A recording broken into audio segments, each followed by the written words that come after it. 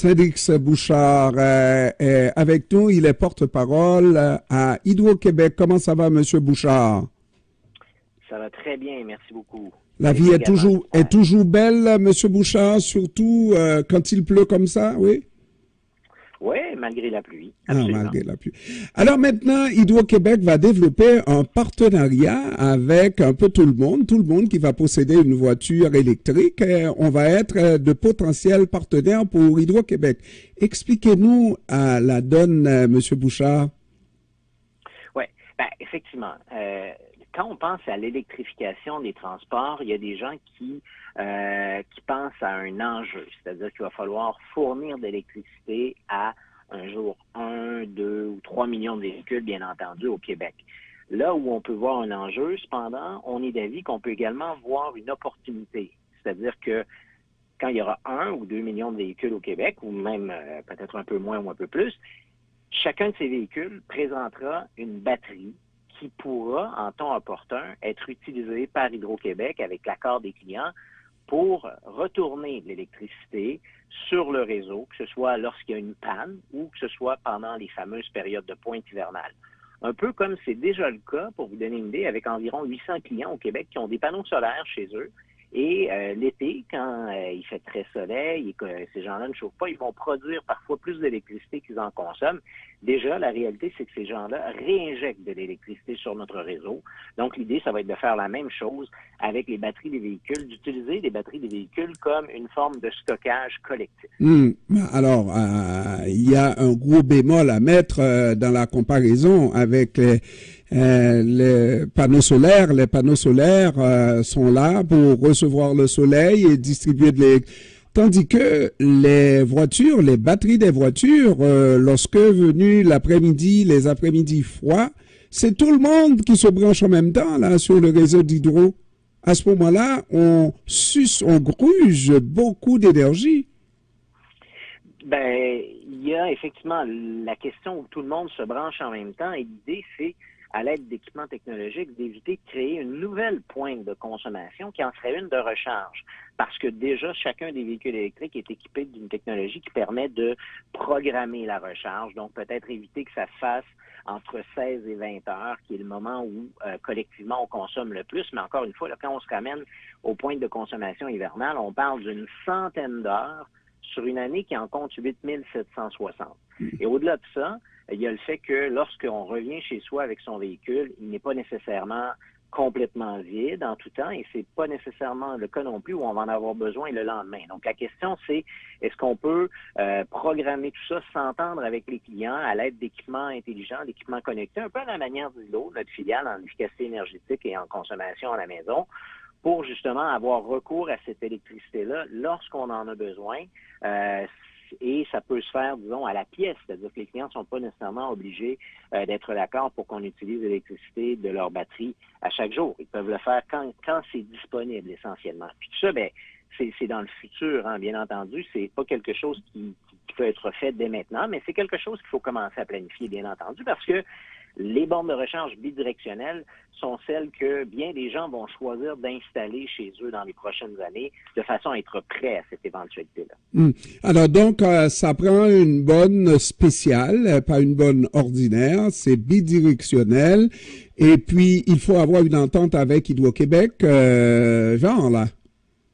Il faudra effectivement qu'il y ait une forme d'entente parce que l'électricité qui va se trouver dans la batterie des gens, ils auront payé pour, c'est à eux. Donc évidemment, il y aura une forme de compensation, de rétribution qui devrait être élaborée pour que ces gens-là puissent fournir de l'électricité en temps opportun. Un peu comme on compense les gens qui acceptent de déplacer leur consommation présentement en dehors des pointes avec Hydro, avec la tarification dynamique.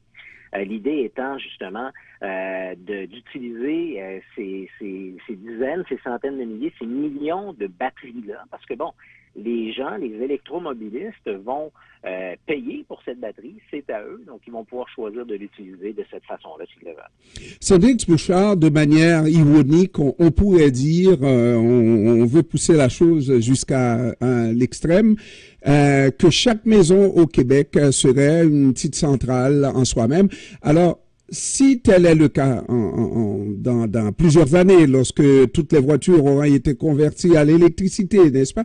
Si tel est le cas, pourquoi faire ce renvoi d'électricité ailleurs? Pourquoi ne pas me contenter d'être autosuffisant? Moi, ma maison, avec ma batterie, je suis autosuffisant. Tout le monde est autosuffisant. Et là, adieu Hydro-Québec.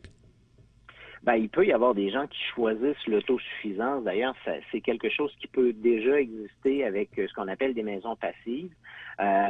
Il reste qu'au-delà de ça, cependant, pour être capable de générer suffisamment d'électricité pour alimenter un véhicule électrique, il faut une installation solaire, par exemple, très importante pour subvenir aux besoins d'une résidence en hiver également.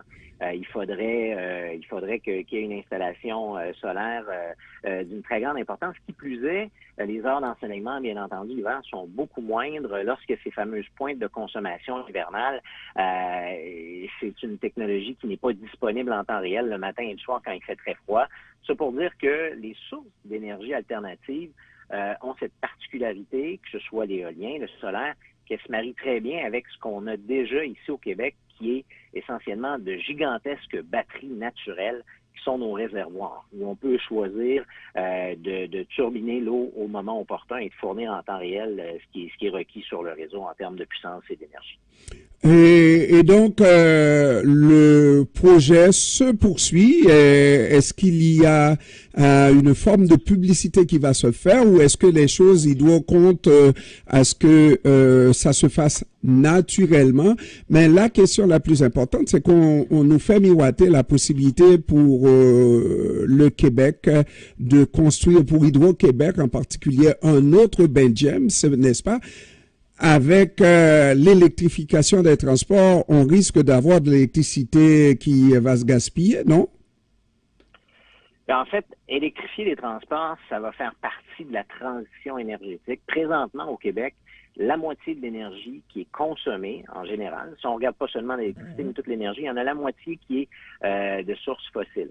Évidemment, quand on va décarboner les transports, on va transformer notre consommation en énergie renouvelable. Donc, il y aura certainement des besoins dans ce qu'on a rendu public dans notre plan 2035. On anticipe effectivement des besoins importants jusqu'en 2035, 2050 également.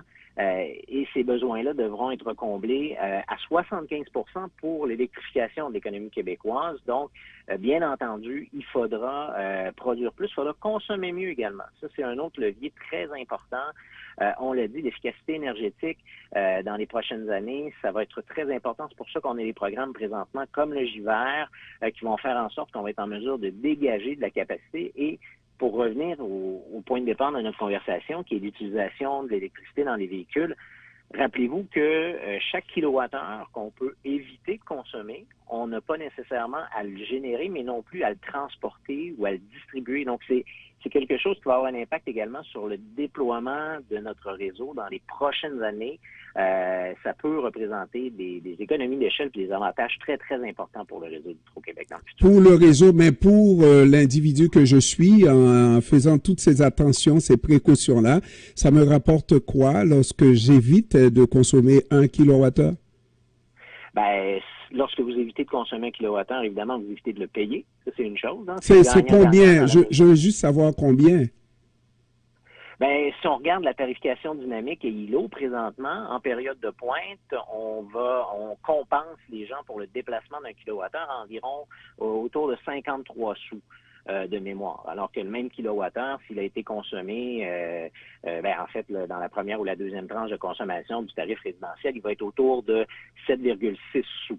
Donc, ça vous donne un peu une idée de ce qui est en place présentement. Ce qui sera en place dans le futur, évidemment, c'est impossible pour moi de m'avancer parce qu'on parle dans quelques années. Mais l'idée de ces mesures-là, c'est de les planifier pour qu'elles soient intéressantes pour les clients, pour qu'ils y adhèrent et pour qu'ils y participent également. Mais voilà, c'est de beaux projets. Cendrix Bouchard, porte-parole d'Hydro-Québec. Je vous remercie, M. Bouchard, d'avoir pris du temps de nous parler cet après-midi encore. Merci à vous et vos auditrices et auditeurs. Bonne journée. Merci, bonne journée. Au revoir.